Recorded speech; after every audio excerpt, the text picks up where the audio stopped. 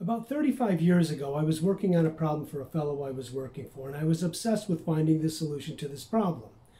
And this carried on for months, and it was living with me, the problem, around the clock for months on end.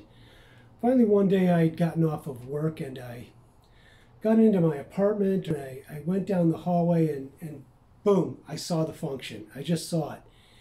That solved the problem I'd been working on. And along with that, the implications of that function struck me too. And I could see that it was something that had a lot of unraveling to be done to it. And it occurred to me that moment that whatever plans I had in life, whatever I was planning on doing with life, just was going out the window. That I would be spending my life pursuing the implications of this function. And that's pretty much what I've done, and rather passionately, for the last 35 years.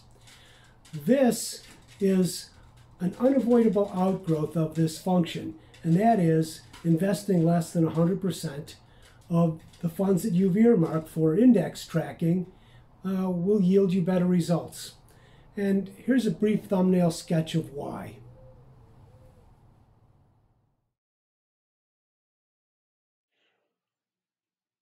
When people think of index tracking, they usually think of it as a buy and hold type of proposition. They have the impression that the greater a percentage they allocate to the passive investment, the greater the return, that the function is a straight line one, as depicted here. However, even in passive investment in a broad index contains what we refer to as recapitalization events.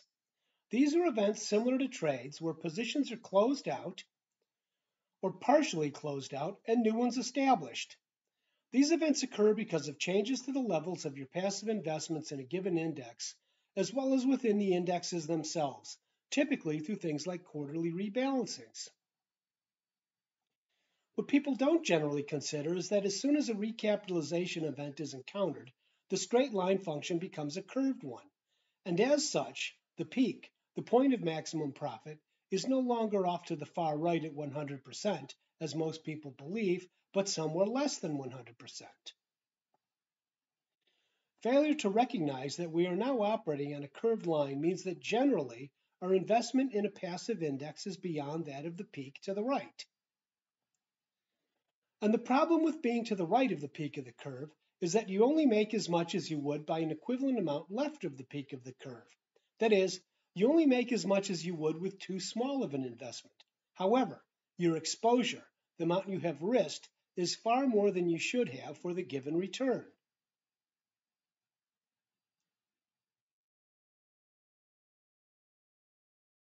In short, for several reasons, your passive investment allocations, your index tracking allocations, will perform better with less allocation and less exposure than you likely have to it. We'll show you how, and we'll help you get there.